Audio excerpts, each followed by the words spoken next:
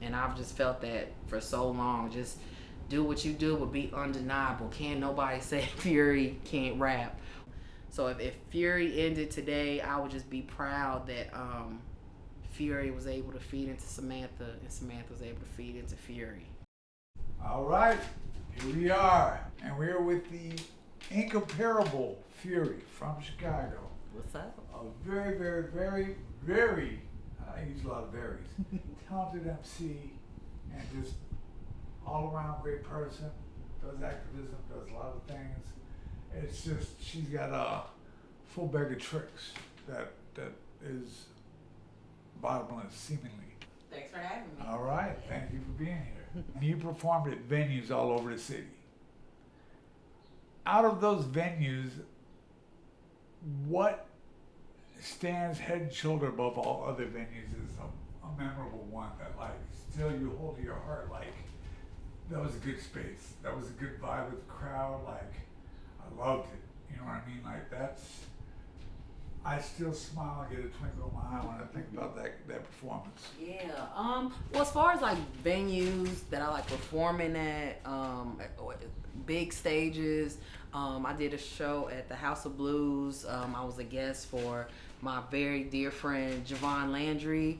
She was performing a showcase, and she had us perform a couple of our songs that we have together there.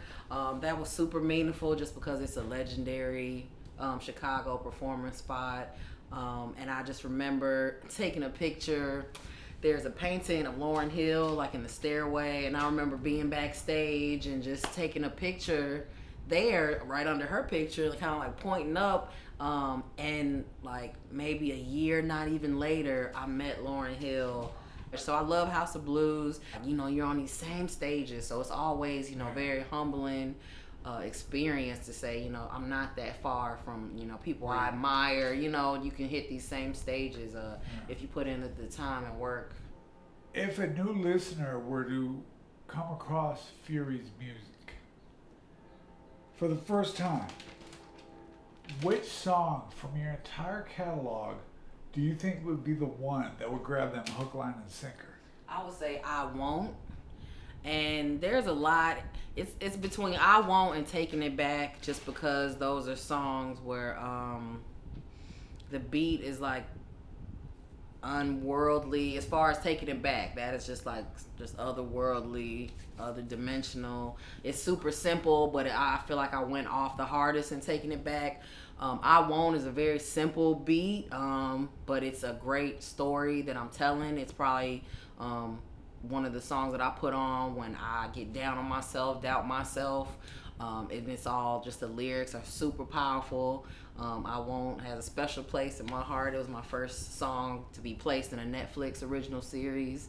It's on the Hentified season 1, and it's just amazing just to see your music, you know, on film or on, you know, a different medium, and so I definitely love that one. It's like one of my most popular songs. So I definitely, you know, think I Won't is something that is just unforgettable. Just the flow, delivery. If I were to hear it and it wasn't me, I'd have to find out who is that, like rapping like that. Yeah. So yeah, definitely one of those. So you find yourself being able to be a fan of the music as also being the creator of the music.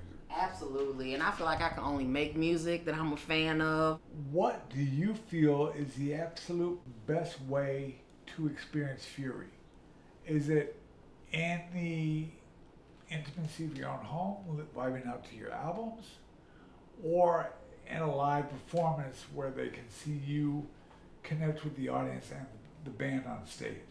I think that depends. If you need to like blow off some steam, you're gonna want to see this live, because you're gonna want to feel the music, the instruments. If you want to hear what I'm saying word for word, then you're gonna want to listen at home. I rap very fast, just ferociously, and it's clearer, you know. Just in the studio, you can hear me word for word. Sometimes it gets lost depending on how good the sound is at the venue, how loud the band is, but they're pretty good at like not playing over me. So just depending on like what you're looking for. Aside from your music, you were a very prominent activist in Chicago. you work a lot with the city and the community and making things better for people within the community. My question for you is, how much of your personal beliefs and activism is injected into your music? And do you feel that your music could serve as a gateway for listeners to become more active in their own community? Wow. To be inspired by what you do? Wow, that's a great question. And it's really hard for me to call myself an activist. So I've been an artist, like you said, active artist for about 10 years. So really what kind of pushed me into activism was 2020, the pandemic, where I was living in Austin.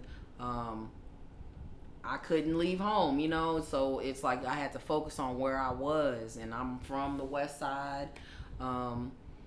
And so that was the first time though that I couldn't leave, where my area where I was, and that it became just very difficult just to find a place to go take a walk that wasn't like covered in trash or wasn't, just old and dilapidated. Like that's all you saw. And so that is kind of what pushed me to see like who's running things out here, what's going on, why does it look like that. So it's not like I was just trying to be an activist. I was just trying to find out what's going on, and I feel like that is, the first true step of activism is asking questions. That's like the most active thing you can do.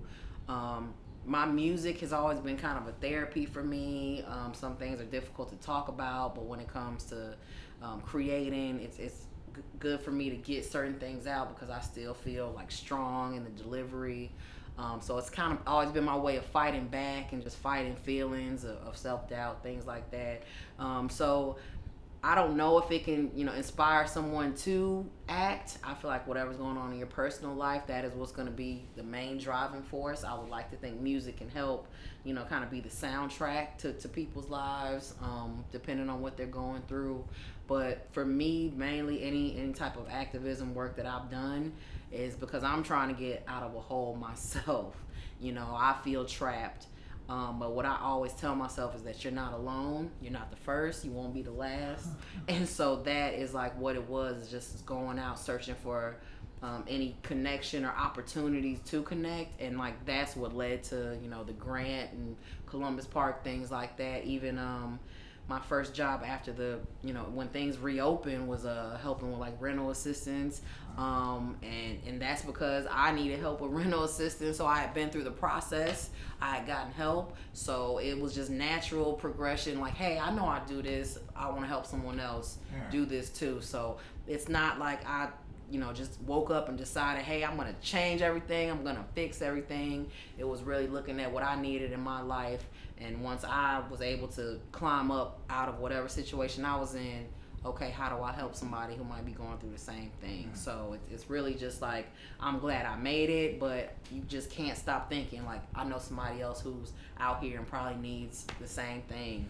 And just not forgetting, not wanting to feel like you're forgetting about people. So absolutely, because I just can't, I can never forget the struggles I've been through. And so I just know I'm not alone in that. Yeah, well, that's good. It's a good mentality to have. Yeah. So you've already touched on it a little bit. Speaking of community, you're a huge voice when it comes to revitalizing the West Side of Chicago. Starting out in the hip hop industry, how important was it to have your activism work hand in hand with your music? And which came first in your life? Was it hip hop or was it your activism? You've already touched on it. Yeah. Well, I would say hip hop first. It definitely. I don't know. A lot of the rappers I grew up admiring, I'll go back to like Queen Latifah. She's probably one of my main influences. Her music was always. I just remember UNITY. That really hit me as a kid.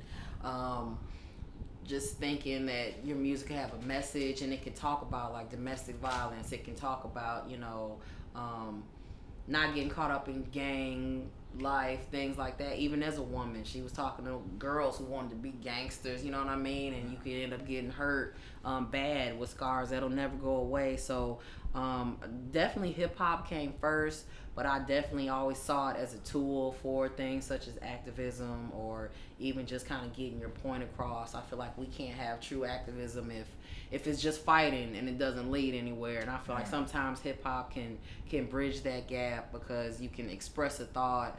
People won't listen to you until it's a dope beat, behind it. They might not really take in anything you're saying, but it's something about rap that just, opens the heart. It just opens the mind in ways that talking just can't. Because, it's just something about the rhyme. It's very hypnotic, and it's very, it's just kind of lets you let your defenses down when you just have that dope song that you just got to take in. If you were to ask any musician across the globe, I think it would be a unifying statement to say that their goal with their music is to have it reach more ears. Now, you said earlier you got a song on a Netflix show called Gentrified. So you are on the largest streaming platform in the world, Netflix. I mean, it's huge. There's people all over the world are going to hear your music and have heard your music. How does it feel knowing your music is being heard by people in countries 10,000 miles away from here that might hear it and be like, wow, I really dig this. Let me look up Fury on other streaming platforms and take a deep dive into her catalog. Yeah, it is a great feeling. It's great that there's technology and like data collection to where you can see who's playing you. Ever since like SoundCloud, that was probably my first look into, you're being played in France, or someone's playing you in Germany, all these analytics.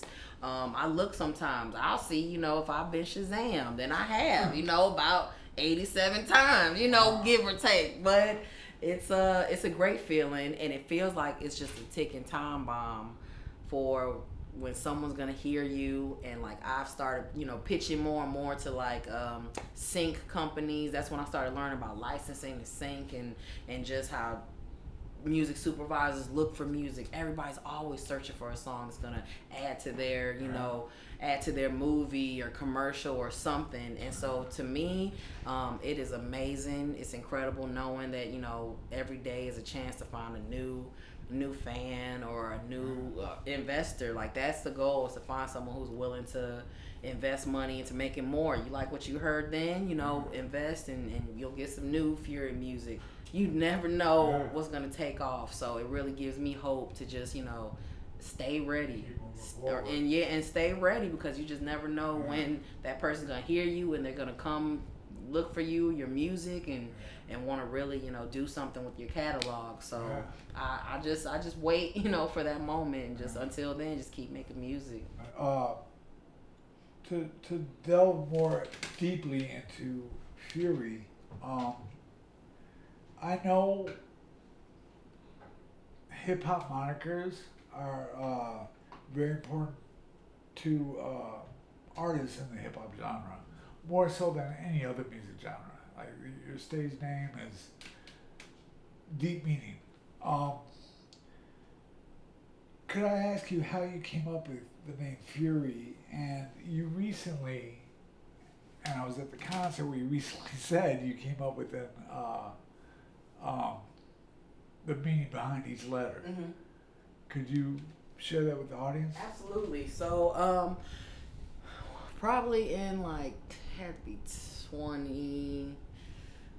2008 is really when I can remember first going to the studio trying to record.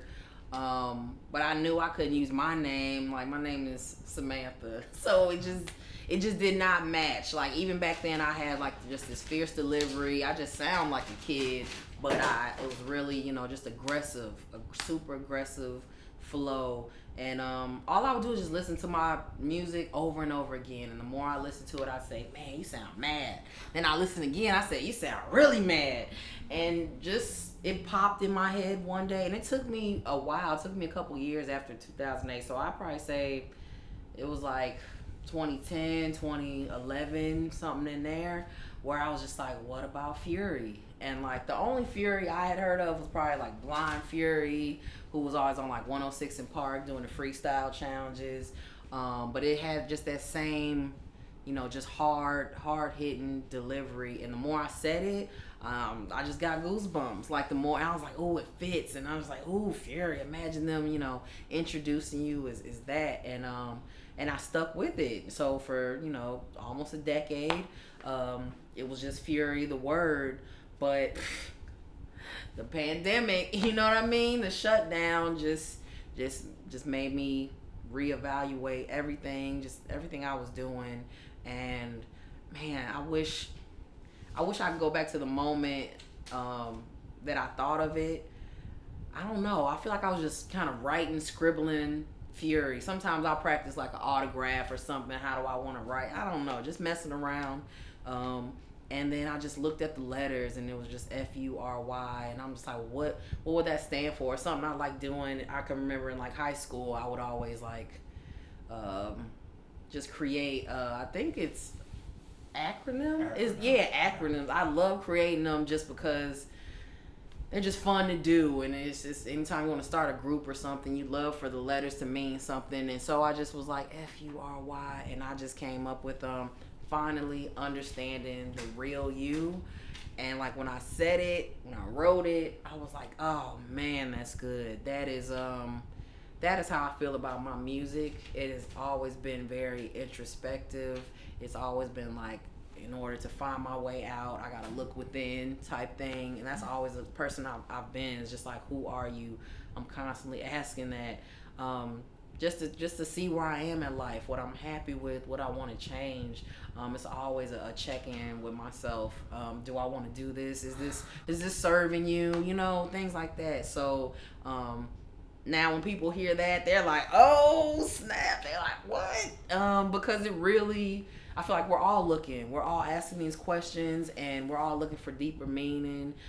Especially just since the shutdown, that was a very scary time. I mean, it's scary now, just with everything going on. Everything people have fought for decades is getting like undone in real time. So it's just like, the more understanding we have, the easier it'll be to get through this life. So if you're not trying to understand something, that means you're trying to be ignorant intentionally. And so like that is not going to help us get anywhere. So I definitely am glad that I kind of gave that extra meaning. It's still Fury. A lot of people outside of Chicago don't really know this, which they should, but Chicago's been part of the hip-hop community since the 70s.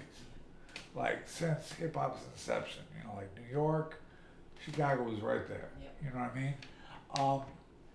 But the city doesn't get as much respect in the hip-hop community as other cities like New York, LA, or Houston, or Atlanta, or whatever. You know what I mean? Mm-hmm. Even though there's a deep, deep, deep pool of talent in the city that are all ready to break out at any moment, they just aren't getting the opportunity. Why do you think that is? And I hear this question a lot because I feel like a lot of us want to know, just, you wonder why. This is a great city. Everybody comes through Chicago. Everything comes through Chicago. So it's so big. So it's just a question of, so why aren't there more artists? I feel like Chicago is it's just so different. We're just so different. You could go to LA and you could tell it's a LA sound. You go to New York and you could tell it's a New York sound. You go to Atlanta, they sound Southern. You know what I mean? Everyone has their sound. But with Chicago, we are like this melting pot because we had our people migrated from the South, from all these different places. You know what I mean? So it's like a melting pot in itself. And it's very hard to put us in one category. So I think that's what it is. When people hear me, sometimes they assume that I'm an East Coast artist because a lot of my influences are from Jersey or from Philly. I like faster rap, you know what I mean? So it's gonna have kind of a East Coast feel, or the songs I make have more of a boom bap kind of style. So they just assume maybe I'm an East Coast artist. They don't automatically say, "Oh, she's got to be from Chicago." Even in venues, it's hard for hip hop artists to book shows. I've had places say, "Oh, we don't do rap, we don't book rap," and then I got accidentally got booked somewhere, and the person heard me, and they're like, "Oh my God, I gotta do a show. Have you do a show here?" And I'm like, "Oh well, I tried to, and you told me you didn't do rap here." And they apologize, saying, "That's me, that's my fault. I just hear rap, and well, you listen to the music. If I send." A booking request, I'm gonna send songs, videos, but just the fact that a lot of mine are so closed-minded, and it's not a safety thing. It's racial. It's, you know what I mean. You don't worry about when rockers get rowdy. You don't worry about that. It's cool when they mosh and all that, but you're worried about a hip hop crowd getting out of control. So that's just a way to kind of keep it segregated. So in Chicago, I just think it's just a lack of funding, a lack of, it's just very cliquey. I've seen a ton of different cliques, and everybody wants to do their own thing and have their own tight crew, to where we all just kind of end up just bouncing around here, and it just never goes anywhere. And then it becomes resentment, becomes bitterness, things like that. And that's things I try to stay away from, just because I don't want to get bogged down in that. I want to focus on creating with people I like making music with. What do you consider a place where you're more comfortable, that you consider more to be your home? Is it in the studio when you're creating and you don't feel pressure and you're just kind of like feeling the music that's flowing out of you? Or is it when you're on stage connecting with an audience? I definitely say stage. I have really struggled in studios. It's taken me, I used to go and record the same song over and over and just never like how it came out. But I noticed the more I worked with other artists in the studio, that's when I learned to like layer and harmonize, things like that. But the studio is very constricting to me at times, just because it's usually just me in there. This last project though, Fury Revolution, that was probably my easiest one to record, just because I had just an amazing engineer. Shout out to Ksenia at Major Shot Studios. But the stage will always be home. It's terrifying to get up there and to be in front of strangers, but it's something about knowing what I'm about to do, what's about to happen, and that's just connecting with people. You view Fury as like your superhero alter ego to Samantha? Alter ego. Like there's a person that can I be wish, Samantha? because Samantha cusses people out too. So it's like I don't want to take away her shine. But I definitely think Fury is that just that thing that pushes you to say keep going. In your journey as Fury, you've worked with a lot of artists. You've met a lot of artists. You've met a lot of contemporaries and people that you've looked up to in the past, or you've hoped to cross paths with, and you have. But then there's a lot of artists that you haven't met yet. So, with that being said, is there any artist out there in the entirety of not just hip hop, but the music world in general, that you would love to either collaborate with or share a stage with, go on tour with? Absolutely. Queen Latifah would definitely be my number one.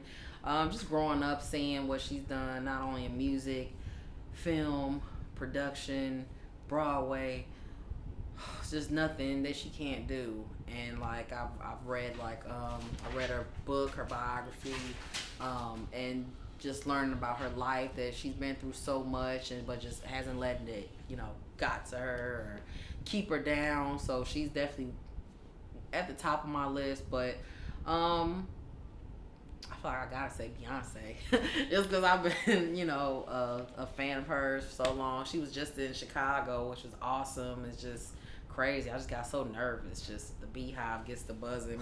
My girl went to the show Saturday, so I was just like, be careful and just make sure you stay on mute when she asks you to mute. So that was like the big thing. But she's a great songwriter.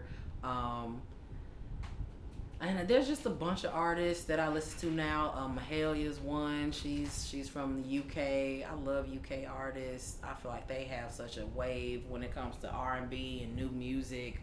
I'm just blown away by a lot of UK artists. They are killing it. So yeah, I just want to work with anyone who wants to create like thoughtful music. I have struggled with collaborations just because you'd be like, hey, you want to get on this song, and then I send it and then I won't hear back, so I kind of pulled back from it because I'm like, what is it, why is it so hard? I put out a project years ago, like 2017, 2016, called Flow, which stands for Future Leaders of the World. Tell them acronyms, boy. I'm telling you, like, yeah, they're out there. But and that every track was like me and another artist, so it was just straight collabs, and I had about 10 songs, and the goal was to do more of those because that was like volume 1 back then. But now I've really struggled to kind of collaborate, and I don't know. I feel like everybody's just kind of going through their own thing, and whether it's writer's block, but there are some artists that I could collaborate at any time. Shout out to like Mike Logic. We got a couple songs together, and Green Lights. They got so many artists to where it's hard to like not get inspired. So just people that reach out, want me on their project, and it keeps me going. At times where I get writer's block, somebody be like, hey Fury, you want to jump on this? And I'm like, yeah. It's easier for me when I have a concept given to me. I don't have to start it from scratch. So I want to get back to like collaborating more and more, just because it's kind of boring when it's just you.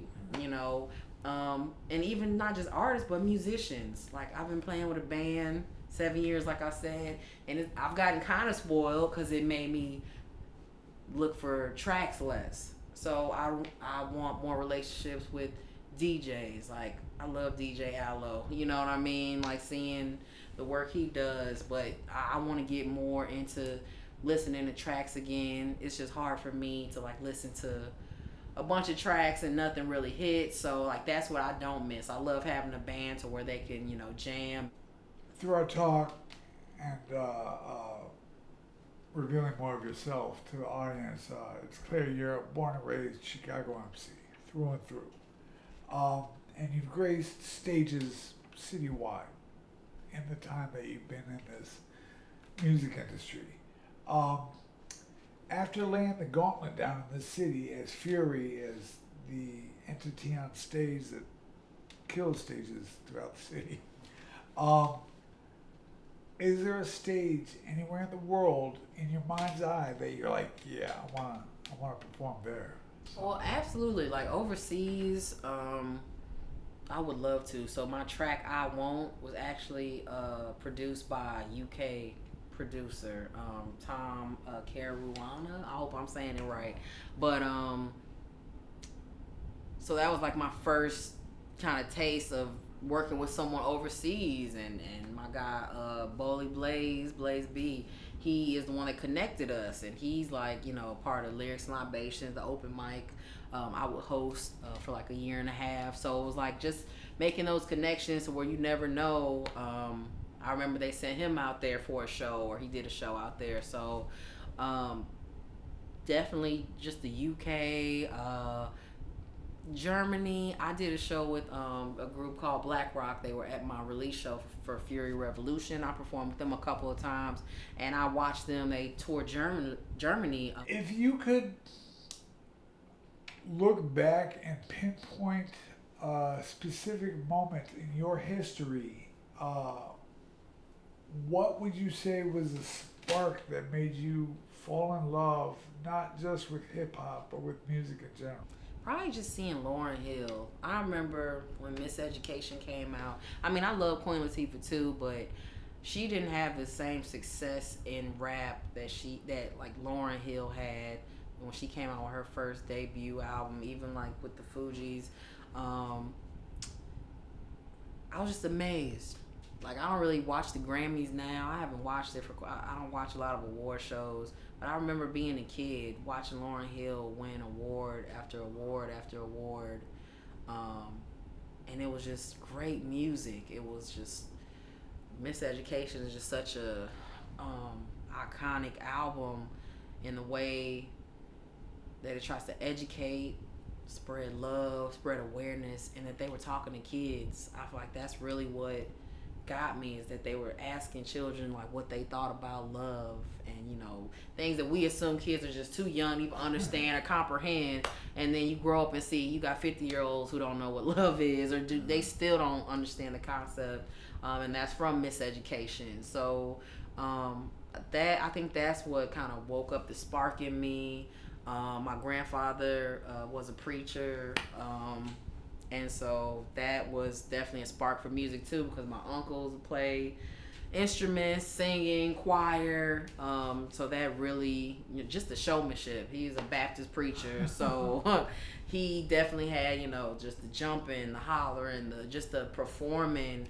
That is like the first time I was like, whoa, and just to see somebody with the mic in their hand and who can doing lunges, just a great performer. So that is another thing. I was just like, man, I didn't really talk much as a kid. I was not just out and open. If you were a friend, we talked, but I just was not, But I was like, man, if I ever get a microphone, or sometimes there'd just be no church, it'd be empty, and I just go up to the mic and just, play on the microphone. You can do it like, hey, it's my granddad's church. But I just was like, man, if I ever get a chance to have a mic in my hand, I just want to say something. If I ever get attention or I want to say something to where people are like, whoa. You've achieved so much within the hip hop genre and community through your music and also through your activism. What is the summit you're trying to reach? What are the ultimate aspirations you have within the music industry? Definitely just to remove barriers. Like, I get down on myself, like I haven't done enough. But then, when I did host the open mic, that is really what opened my eyes to people being like, how do I get to where you are, Fury? How do I get to, there's still hip hop artists who be like, how'd you get to perform here? How'd you get a show here? How are you the only rapper and it's all rock? I've been in like festivals and stuff where it's all rock. So they're like, how'd you get these opportunities? So, and that just makes me more aware that you have come a long, long, long way from 10, 15 years ago. And to me, I don't really believe in a summit. I feel like as soon as you get to one level, there's something else to climb. You know what I mean? That is just like the human condition. We're always going to be climbing towards something, or we're going to just sit there and just kind of waste away. Shout out to Green Lights again. Andres reached out to me. He's like, hey, we got a song called Furious. And he straight up was like, we wrote it for you. Would you like to be featured on it? I said, how can I say no? Like, are you crazy? Of course. And it's just, that feels good. Just to know that you're not just another rapper. Everybody's just looking for somebody hot to get on their song so it, does numbers. I want to be listened to. I want you to know, because I rap on all kinds of different music. So it's just like, it's great when someone hears my delivery, hears my flow, and was like, oh, Fury would be great on this. So that's what I want more of, just opportunities that are available just because I am who I am. I've done what I've done. So now I just have more freedom to navigate. So we're at the end of our journey today. My last question for you is a bit of a hypothetical one. Okay. Now, I'm in no way, shape, or form saying you are nearing the end of your career. That's not in the cards. Like I know you've got a lot more left in the tank. You got a lot of gas ready to keep going. Um, but with that being said, if your career were to end today and you were just like, you know what, I don't want to make music anymore. I want to pivot into something else. Is there a specific moment in your past that you could proudly hang your hat on and say, yeah, that was the zenith of my career. That was the tip top right there.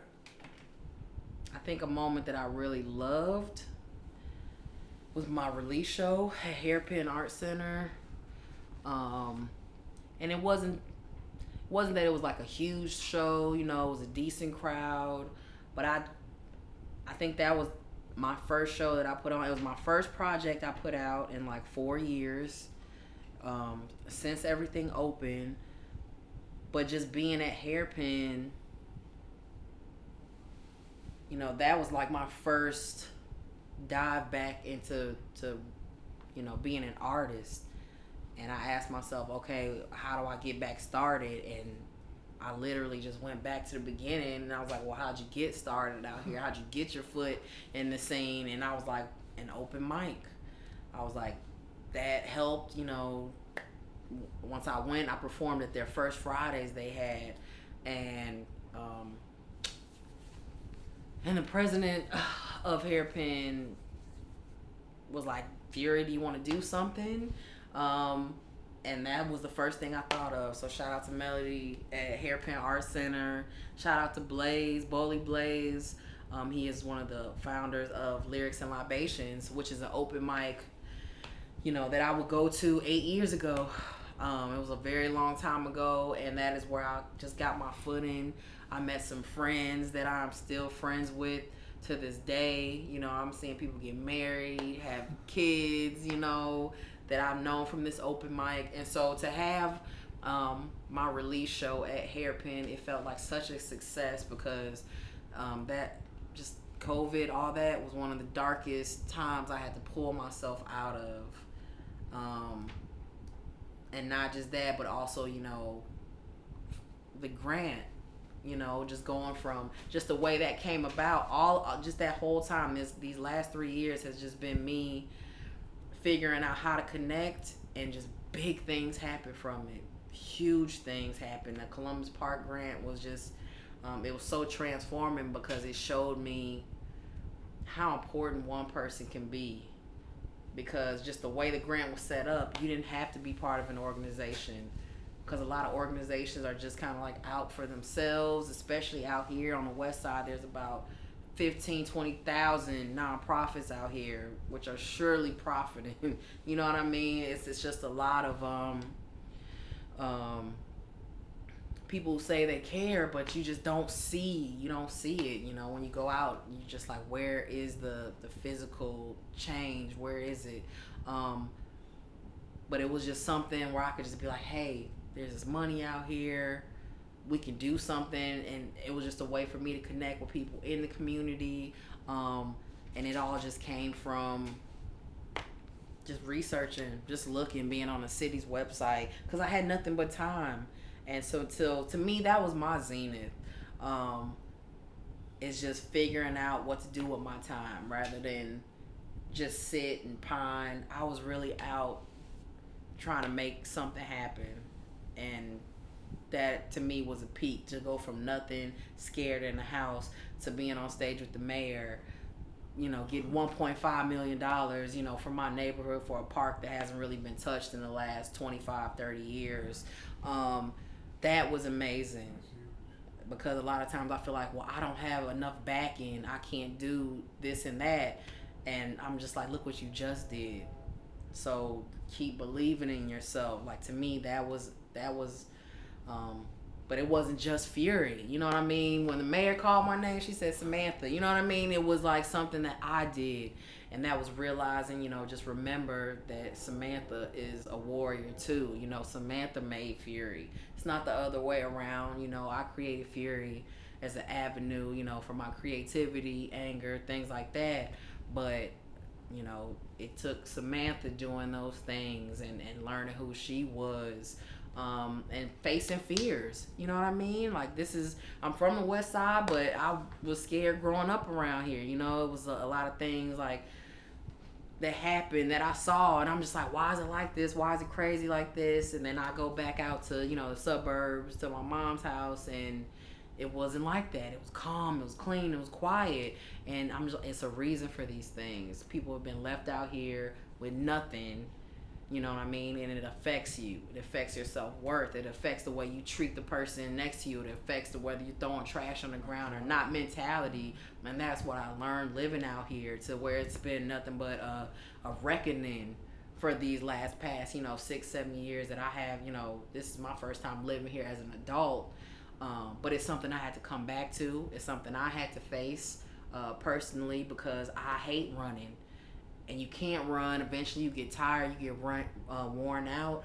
So this was just me facing like where I'm from and wanting to bring something, give back. Because I'll go back down the same street. Like, my granddad's church isn't there anymore. You know, it's been demolished. Everything that I knew is closed, shut down, abandoned. And that is like really heartbreaking to see. But I'm just like, man, there's so many people who just will not say die out here. They are relentless. They believe there's a community worth saving. And like, that's who I want to stay here for, be here for. Because I believe that. I've raised my daughter out here. You know, she goes to school out here, and I like that because I went to school in the suburbs, and so it's always like trying to fit in and trying to, you know, be a part of somebody else's culture, identity, and things like that. But now it's time where I want to be around my people and not be afraid, and I want us to get together and have fun in public spaces, to where, you know, we can connect, and it's not just, oh, unite because everything's terrible. No, I want us to unite because we like Spider-Man, Batman, you know, fun stuff, or we like comics. We love stuff like that. But every time, you know, I don't want it to just be Black Lives Matters. I don't want that to be what drives us together, because Black people have been forced together for so long, to where it's like, you can't force us to unite. We have to like each other first before we can start any movements, anything. I feel like so much has failed and fizzled out because y'all are forcing us together instead of like us connecting organically, because music, you know what I mean? Music, art, drink, food, you know, things like that. That's culture. Don't just let trauma be our culture, because that's not a foundation. That is super shaky. It's like quicksand, because that's when we all start pointing the finger and say, well, you didn't do this and you didn't do this, and we're back to square none. Okay, so like, to me, so if Fury ended today, I would just be proud that Fury was able to feed into Samantha, and Samantha was able to feed into Fury. To me, that was like the zenith, and that it was just constant, you know, energy and synergy, and I can make something big happen. But yeah, but it's not over. It's not over. Like, I'm just trying to like reevaluate now and just build a team. I feel like I've been doing so much on my own for so long that I need to be looking for like investors. I need to be looking for like a team, you know, whether publicists, whether it's, you know, book agents, things like that, to build around me, because nobody can do it alone. So I need to stop trying to, because it'll wear you out. So I need to just figure out people to work with who have that creative, you know, inclination. All right, well, that is the end of our tale today. All right, well, thank you for having me. Thank you for allowing us awesome. to get some more insight into what makes Fury tick. Yeah. And hopefully it'll enlighten a lot of the audience members out there and have them take a deep dive into your catalog. Yes, please do. Find out more. What are your links? Yeah, check me out, furyhiphop.com. I'm on all social media at Fury Hip Hop. That's FURYHIPHOP. And just shout out to Chicago. Shout out to hip hop just for just being an amazing way to just channel all my energy into music that I loved and has really made me who I am. So, thank you.